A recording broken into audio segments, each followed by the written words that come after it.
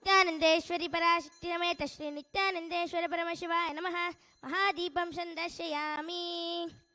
ॐ नमो भगवते रुद्राय। ॐ नमस्ते रुद्रमन्यव उतोत ईशवे नमः। नमस्ते अस्तु धन्वने बाहुभ्यामुत ते नमः। यात ईशु शिवतमा शिवं बभूवते धनु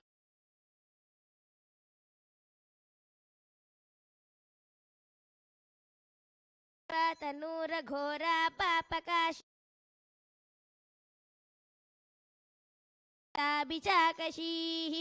यामिषं गिरिशन्तहस्ते बिभर्ष्यस्तवे पुरुषं जगते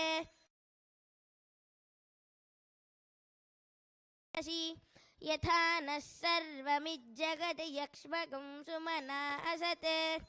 अद्य वोचदति वक्ता प्रथमो दैव्योऽभिषके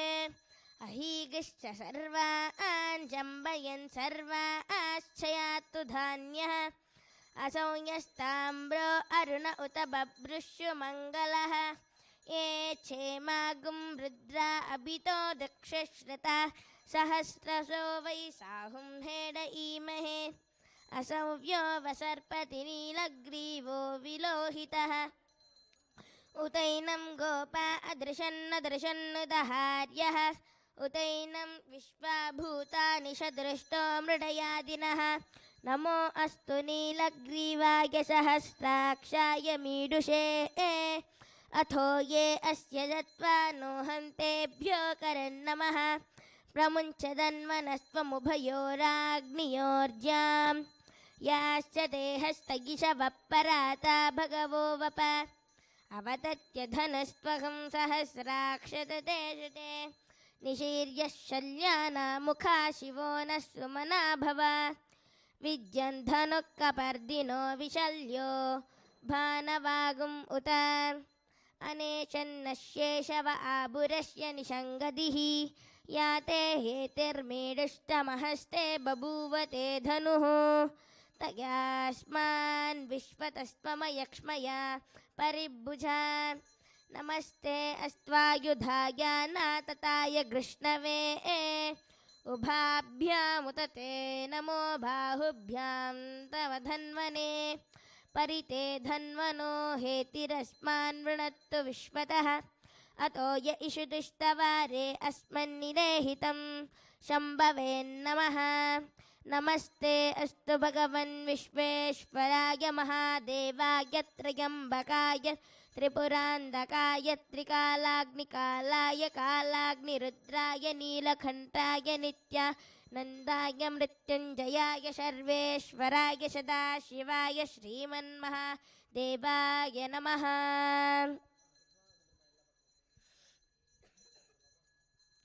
नमो हिरण्यबाहवे सेनान्ये दिशान् चपतये नमो नमो वृक्षेभ्यो हरिकेशेभ्य पशूनां पतये नमो नमः सस्मिञ्जराय द्विषीमते पत्तीनां पतये नमो नमो बब्लुषाय विव्याधिनेन्नानां पतये नमो नमो हरिकेशायोपवीतिने पुष्टानां पतये नमो नमो भवष्य हेत्यै जगतां पतये नमो नमो रुद्राय तताविने क्षेत्राणां पतये नमो नमः सूताय हन्त्याय वनानां पतये नमो नमो रोहिताय स्तपतये वृक्षाणां पतये नमो नमो मन्त्रिणे वाणिजाय कक्षाणां पतये नमो नमो भुवन्तये वारिवस्कृताय औषधीनां पतये नमो नम उच्चैर्घोषाय क्रन्दयते पत्तीनां पतये नमो नमः कृष्णवीताय धावते सत्त्वनां पतये नमः नमः सहमानाय निव्याधिन आव्याधिनीनां पतये नमो नमः ककुबाय निषङ्गिने स्तेनानां पतये नमो नमो निषङ्गिन इषुधिमते तस्कराणां पतये नमो नमो वञ्चते परिवञ्चते स्थायूनां पतये नमो नमो निचेरवे परिचरायारण्यानां पतये नमो नमः श्रीकाविभ्यो जगागं सद्भ्यो मुष्णतां पतये नमो नमो श्रीमद्भ्यो नक्तञ्जरभ्यः प्रकृन्तानां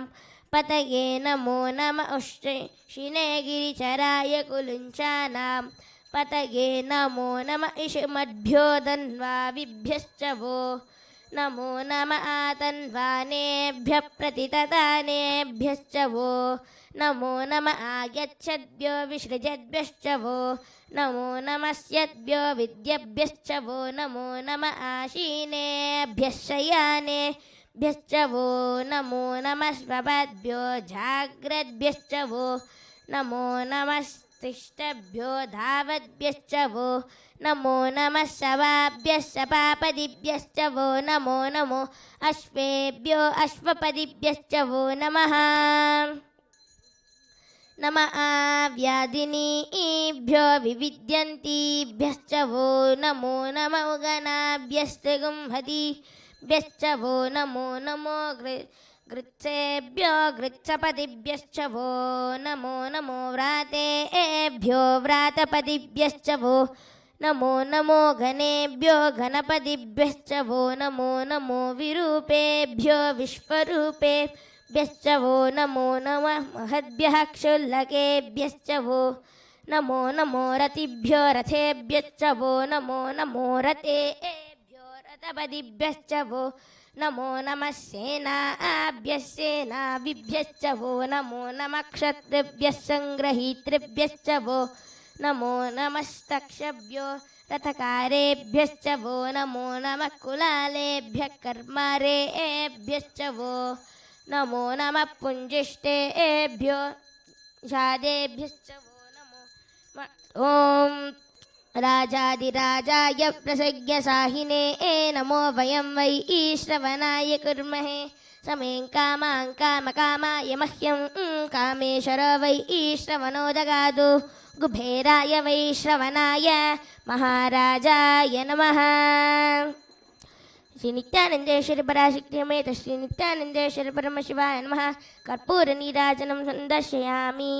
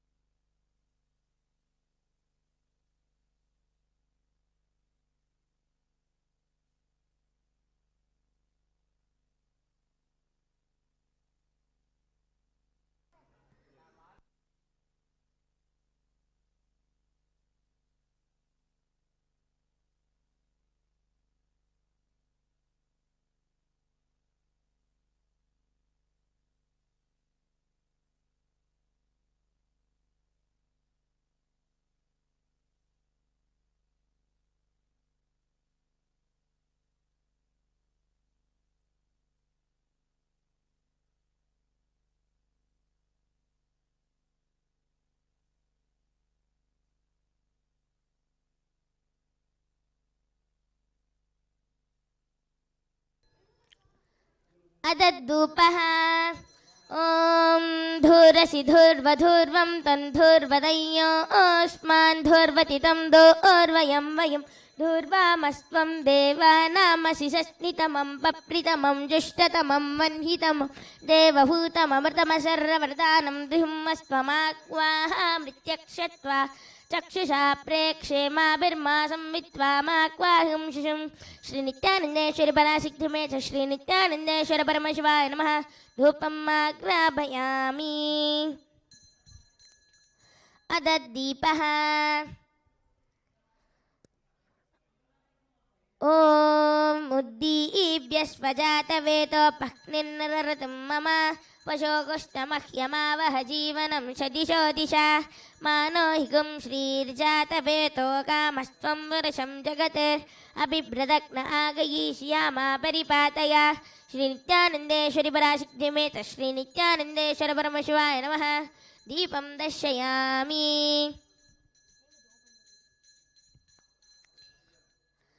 अत नैवेद्यम् ॐ अमृते अमृतोद्भवे अमृतवर्षिणि अमृतश्रावय श्रावय स्वाहा श्रीनित्यानन्देश्वरि पराशक्ति समेत श्रीनित्यानन्देश्वर परमशिवाय नमः अमृतं महानैवेद्यं निवेदयामि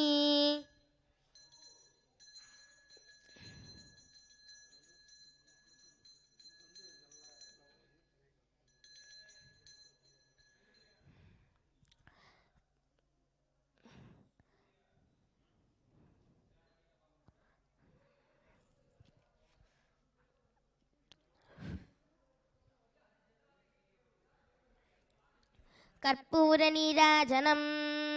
ॐ न तत्र सूर्यो भान्ति न चन्द्रतारकं मे मा वित्तिकितो भान्तिकितो यमग्निः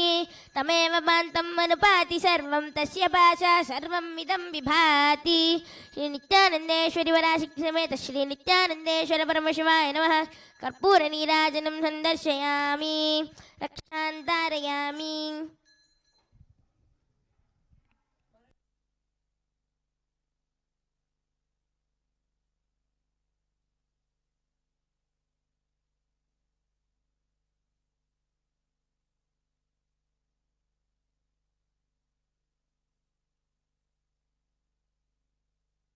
पुष्पाञ्जलिः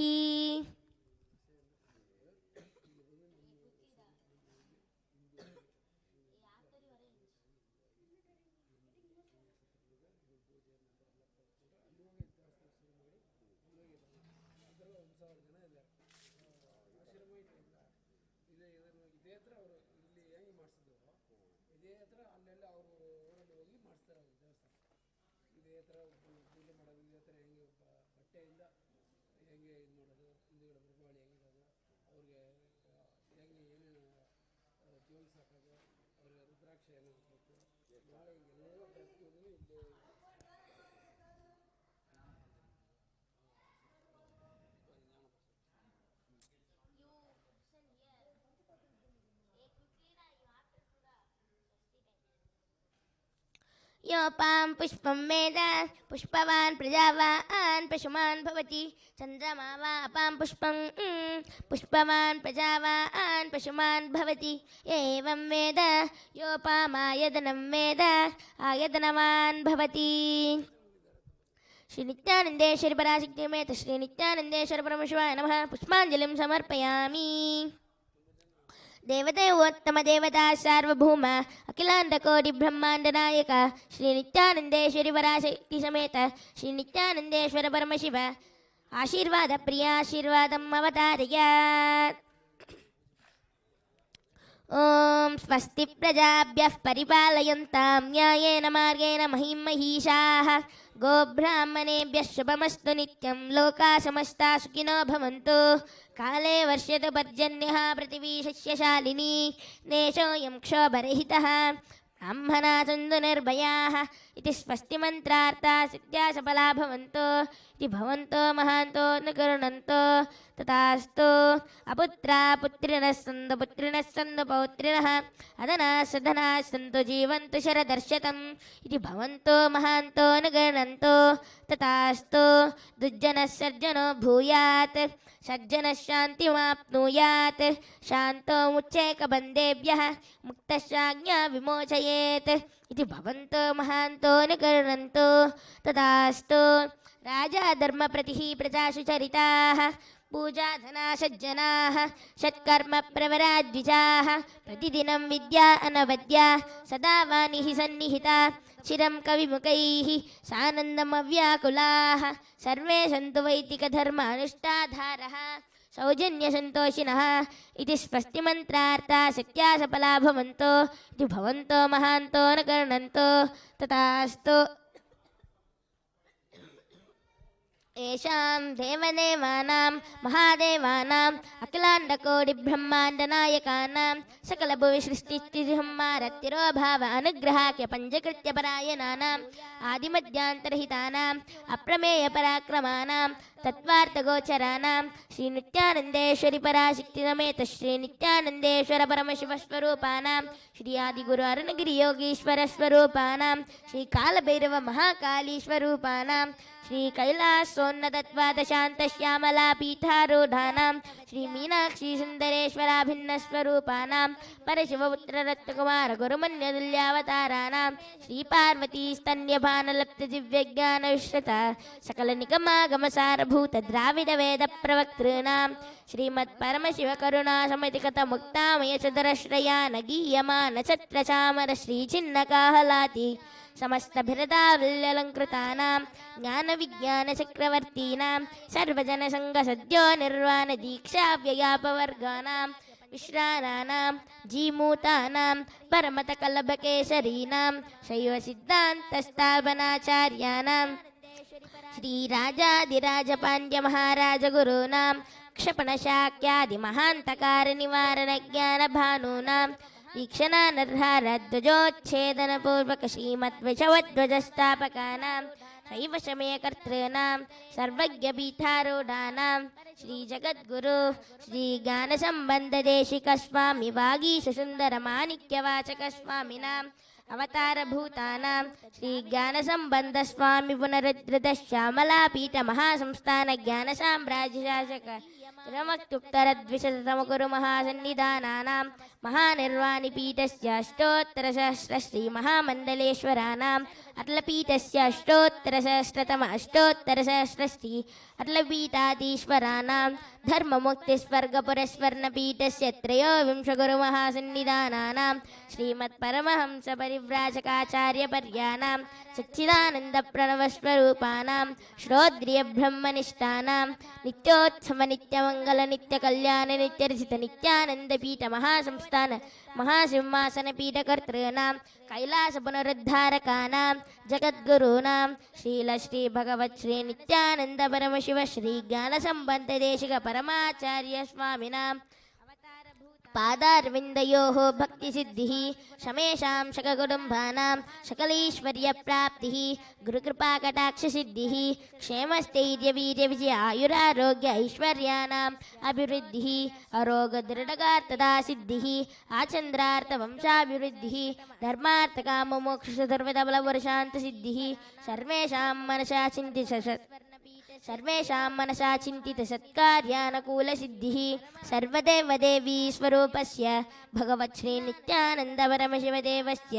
पादारविन्दयोः अचञ्चला भक्तिसिद्धिः भगवच्छ्रीनित्यानन्दपरमशिवप्रसादेन सकुटुम्बस्य ज्ञानवैरागजीवन्मुक्तिप्राप्तिश्च भूयात् इति भवन्तो महान्तो न गरुणन्तो तथास्तु सर्वे जना सुखिनः सन्तु तथास्तु सर्वेषां शान्तिर्भवतु तथास्तु समस्तसन्मङ्गलानि सन्तु तथास्तु सर्वत्र नित्यानन्दध्वजारोहणं भवतु तथास्तु सर्वेषां भगवान् श्रीलश्रीभगवच्छ्रीनित्यानन्दपरमशिव श्रीज्ञानसम्बन्धदेशिकपरमाचार्यस्वामिनां परिपूर्णकृपाकटाक्षसिद्धिः अस्तु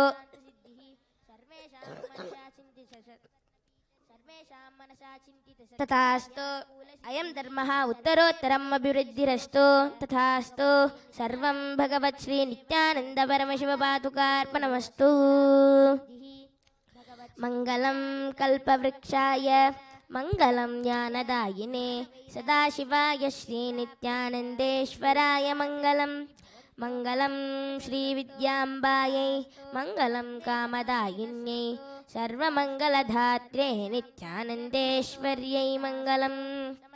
मङ्गलं गुरुदेवाय मोक्षमूलाय मङ्गलं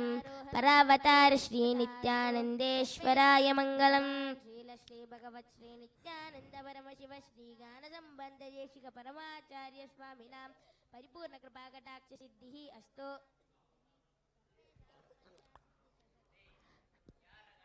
मूलमन्त्रं यथाशक्ति जप्त्वा यत्किञ्चित् कर्म देवेश सदा सुकृतदुष्कृतं तन्मे शिवपदस्तस्य भोंशभयशङ्कर शिवो धाता शिवो भोक्ता शिवः सर्वम् इदं जगत् शिवो यतिथि सर्वत्र यशिवः सोऽहमेव तु ॐ पूर्णमदः पूर्णमिदं पूर्णात् पूर्णमुदच्यते पूर्णस्य पूर्णमादाय पूर्णमेवावशिष्यते ॐ शान्तिः शान्तिः शान्तिः हरि ओं तत्सत् सर्वं भगवत् परमशिवपादुकार्पणमस्तु ॐ नित्यानन्दम् परावतार श्री नित्यानन्देश्वराय मङ्गलम्